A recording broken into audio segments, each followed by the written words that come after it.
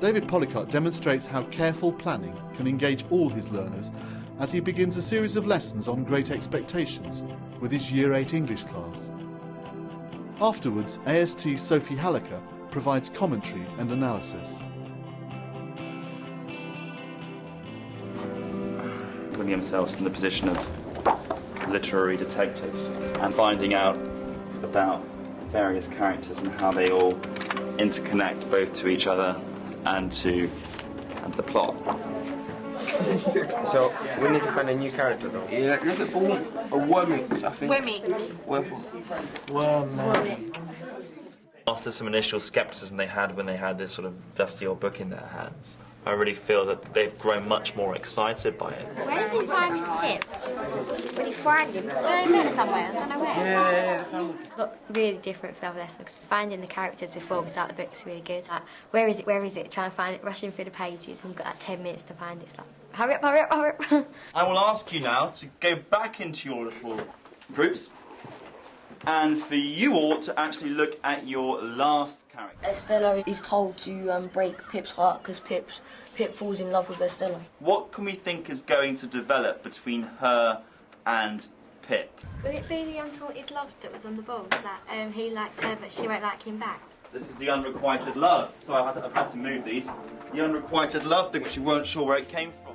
I don't really read books so much, but I want to read this book because it seems interesting. Why do you think it's Joe? Because in the description it says he's got a hair on his face and he don't look smartly dressed or anything. Wonderful, Hayley. We never really finished books, but this one feels like we're going to finish it because it's quite good and everything, and I'm enjoying it.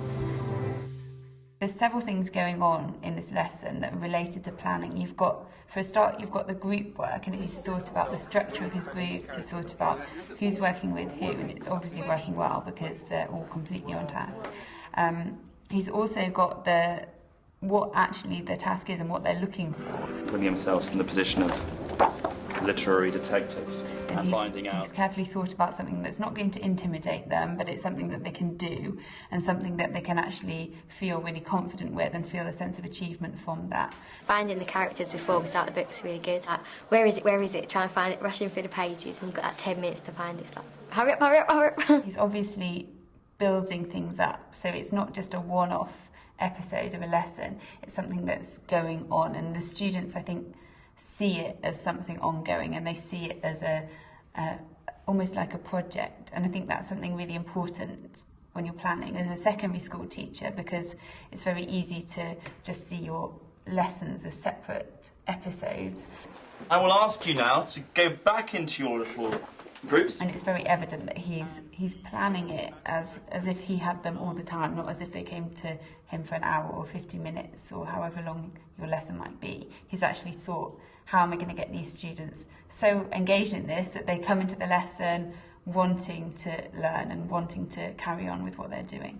Estella is told to break Pip's heart because Pip falls in love with Estella. Some of the things that are brought out here with David is that you have to plan for everything that you want to happen. So not necessarily to write everything down on a lesson plan, but to have a really kind of organic sense of where you're taking something and to have thought in advance and to have explored something yourself so that you know where you're taking your students. What can we think is going to develop between her and Pip? Would it be the untaunted love that was on the board? That he likes her but she won't like him back?